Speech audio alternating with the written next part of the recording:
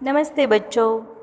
आज हम कक्षा 5 में पाठ 3 भीमराव की कमीज़ यह पढ़ने जा रहे हैं। यह एक चित्रकथा है। हमने इस चित्रकथा का अभ्यास आगे भी अगले लेक्चर में भी किया है। ये एक कहानी है। यहाँ पर हमने देखा था कि जो एक भीमराव नाम का एक लड़का है, उसकी कमीज़ है वह पुरानी हो गई है और फट गई है, तो उसे एक नई कमीज़ चाहिए थी। वह सोच रहा था कि कमीज़ कहाँ से आएगी। तभी वहाँ एक रुई का पौधा था। वह कहता है कि भीमराव, मैं तुम्हें रुई दूंगा। आगे चल के जब वो वहाँ से निकलता है तो रास्ते में उसे एक मकड़ी मिलती है। वह उस रुई से उसे जो कपड़ा है वह बुन के तैयार कर देती है। अब कपड़ा भी बन गया तो वह सोचता है कि माँ के पास जाकर मैं इसका अच्छी एक कमीज़ बना लूँ। लेकिन तभी रास्ते में उसे एक चूहा मिलता है। चूहा कहता है कि भीमराव, तुम्हारी माँ को इतनी तकलीफ़ क्यों देनी, चलो मैं तुम्हें इस कपड़े को काट देता हूँ। तो यहाँ तक की जो कहानी है वह हमने पढ़ ली है, यानी कि समझ ली है। अब हम आगे देखते हैं कि आगे हमारी इस जो भीमराव की कमीज़ है इस कहानी में क्या होता है।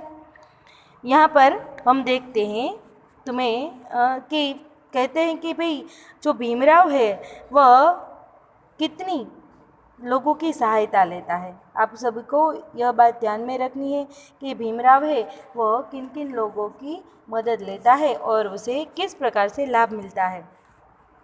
आगे हम इस कहानी को अब पढ़ेंगे कि भीमराव है वह आगे चलता है और घर पर जाता है। तभी उसे रास्ते में बया मिलती है। बया एक चिड़िया है। यह क्या करती है तो यह अपना घोंसला है वो सिलकर बनाती है। गुजराती में આપણે જેને દરજીડો કહીએ એ બયા એને हिंदीમાં કહેવાય। तो बया क्या कहती है, बया पास में बैठी एक बया इन दोनों की बातें सुनकर बोली। હવે જ્યારે चूहा यानी कि चूहा और भीमराव जब बात कर रहे तभी बया बोलती है, लाओ भीम भाई, तुम्हारी कमीज़ सिलने का काम मैं कर देती हूँ। तो भीमराव कहता है, अच्छी बात है। बया ने मकड़ी के छाल से धागा बनाया और अपनी चोंच से छेद बनाकर फटाफट कमीज़ सिलने लगी। अब बया है वो क्या करती है कि उसने मकड़ी के पास से एक धागा लिया और उससे अपनी चोंच में डालकर फटाफट उस कपड़े में छेद बनाकर एक अच्छी सी कमीज़ सिल दी। भीमराव की कमीज़ तैयार हो गई। अब आगे क्या होता है कि भाई जो भीमराव है अब वह वहाँ से निकलता है और अपने घर की ओर चलने लगता है। अब भीम की कमीज़ तैयार हो गई तो वह चूहे और बया को कहता है, धन्यवाद दोस्तों, कमीज़ इतनी बढ़िया बन गई कि फिर देखकर झूम उठा। भीमराव को तो बहुत प्रसन्नता हुई। वह अपने दोस्तों से कहता है कि आप सभी का धन्यवाद, अब मैं घर की ओर जाता हूँ। आगे भीम की मुलाकात एक गिलहरी से हुई। उसे दौड़ता देखकर गिलहरी बोली, अरे दोस्त, ज़रा रुक जाओ। नहीं नहीं, अभी नहीं, बाद में आऊँगा, मुझे अपनी माँ को बढ़िया सी कमीज़ दिखानी है। अब भीमराव है वह जैसे ही आगे चलने लगता है तो तभी रास्ते में उसे गिलहरी मिलती है। गिलहरी यानी खिचकोली। वह कहती है कि भीमराव रुक जाओ। तो भीमराव कहता है, नहीं, मैं अपनी माँ के पास जाऊँगा, मुझे उसे कमीज़ दिखानी है। आगे भीम ने रुई से कमीज़ तक की पूरी कहानी गिलहरी को सुनाई। यह सुनकर गिलहरी बोली, तब तो भीम भाई ज़रा रुक ही जाओ, मैं तुम्हारी कमीज़ पर अच्छा सा डिज़ाइन बना दूँ। ठीक है, भीमराव ने कहा। गिलहरी ने फूलों से तरह तरह के रंग लिए, अपनी पूंछ की कूंची बनाई और कमीज़ पर सुंदर डिज़ाइन बनाने लगी। इस तरह रंग बिरंगी डिज़ाइन तैयार हो गई। अब क्या होता है आगे कि इस कहानी में भीमराव को गिलहरी मिलती है। वह अपनी पूंछ से उस जो कमीज़ है उसमें जो सुंदर सुंदर फूल होते हैं उसके रंग बनाकर उस रंगों में अपनी जो पूँछ है उसे कूंची बनाकर यानी આપણે ગુજરાતીમાં જેને પીછી કહીએ ને એ બનાવી એમાં બોળે છે જબોળે છે અને એ શર્ટ ઉપર એ કમીઝ ઉપર મસ્ત મજાની ડિઝાઇન બનાવી દે છે। આગળ જોઈએ કે શું થાય છે હવે।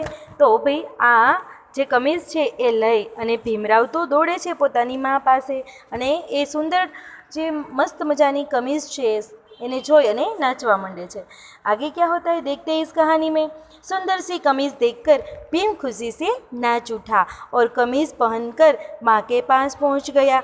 माँ माँ मेरी कमीज़ तो देखो, बताओ तो है ना बढ़िया।